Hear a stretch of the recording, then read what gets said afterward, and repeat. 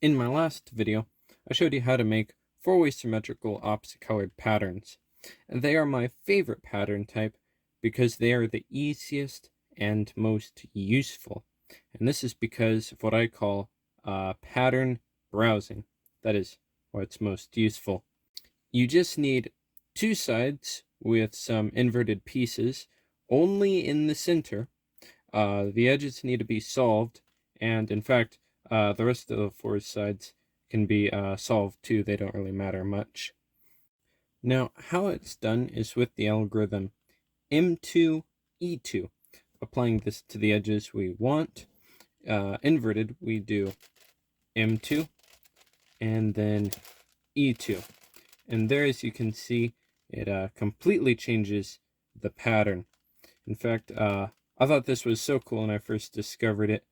I actually filmed another video of me turning this into another pattern, making another pattern based off of this.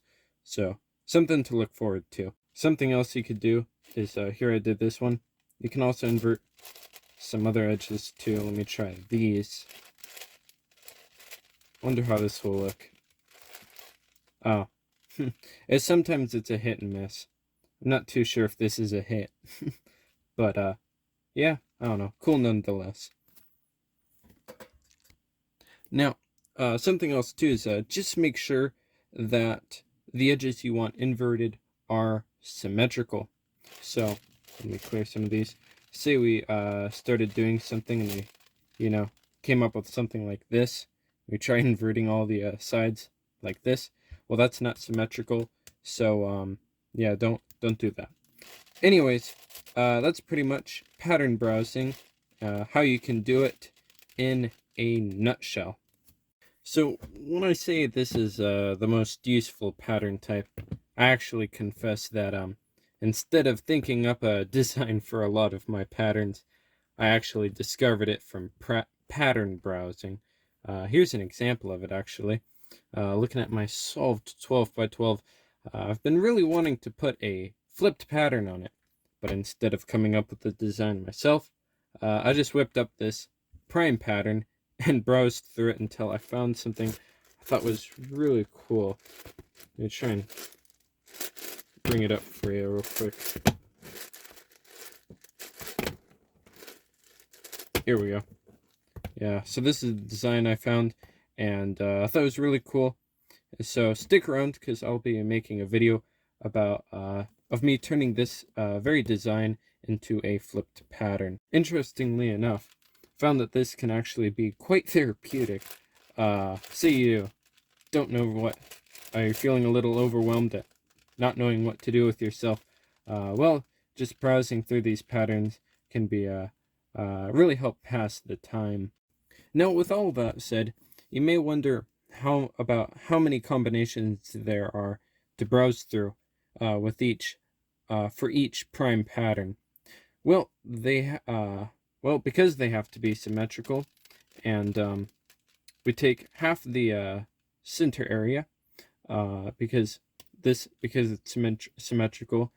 Say this center half of the center area is dependent on this one, and vice versa.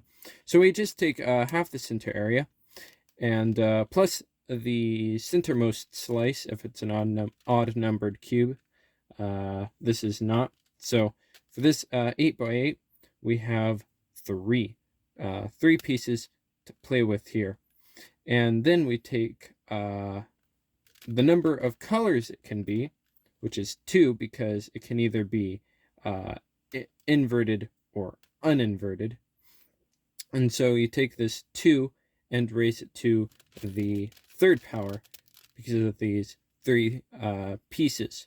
So that's 2 raised to the third power, which comes out as 8. Now, according to this equation, the prime pattern does count as one of these patterns.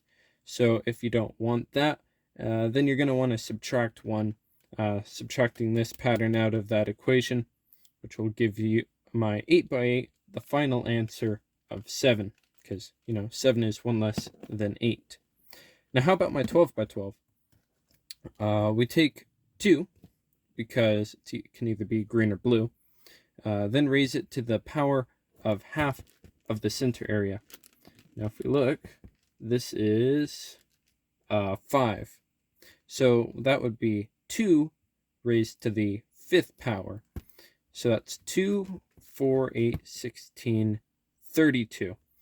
So, and then if you don't want the prime pattern, we just subtract 1, leaving us with a total number of 31 different patterns to explore off of. So when I was browsing through this for this design, I looked through 31 different patterns off of that prime pattern before I picked this one. Now, something else too, we don't count this edge piece, this edge area, because if we do, then you could pretty much just flip the whole cube around, and this would be considered an entirely separate design, which it isn't. Well, thank you so much for watching, and I hope you found it useful, as I have. And my next video, interestingly enough here, I was showing you how you can do 4-way symmetrical pattern browsing, but in my next video I'll be showing how you can do this with oblique symmetrical patterns. So that'll be really cool. I'm looking forward to it. And now, to end this video off, I thought it'd be really cool to show a kind of like a slideshow of all the 31 different patterns and designs I discovered off of my 12x12's prime pattern there. So I hope you enjoy it.